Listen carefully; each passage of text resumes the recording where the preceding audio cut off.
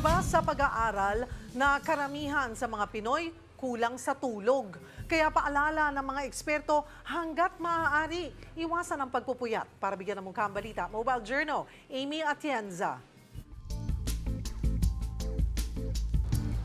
Oh, mga kapatid, nakatulog ba kayo ng ayos? Sa isang pag-aaral kasi, isa sa mga sleeping disorder na kinakaharap ng Pilipinas ay ang sleep deprivation.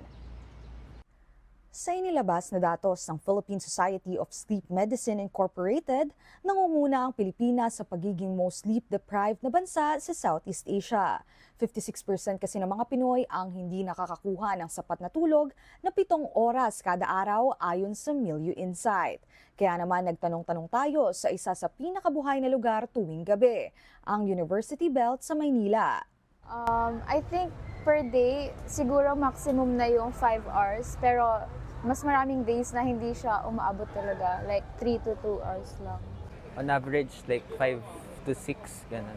May times na, ayun, traffic, tapos late na ako makakarating ng bahay. So, ayun, nababawasan syempre yung time ko to sleep. Ayon sa eksperto, maraming dahilan ang maaaring makaapekto sa kakulangan ng tulog at mas nagbabago ito kasabay ng pagtanda.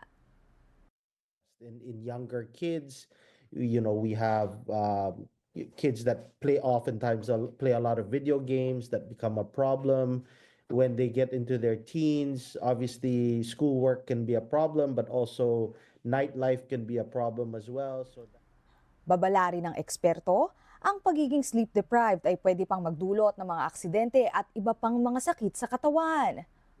When you start to introduce workplace accidents, personal injury, all of those things come into play.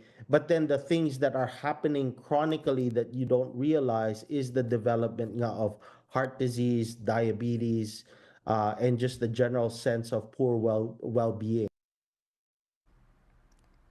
Kaya naman paalala niya para maiwasan ito, sleep pattern is very important. So if you can avoid deviating your sleep time by more than 30 minutes one night to another, that will actually help you get a good night's sleep.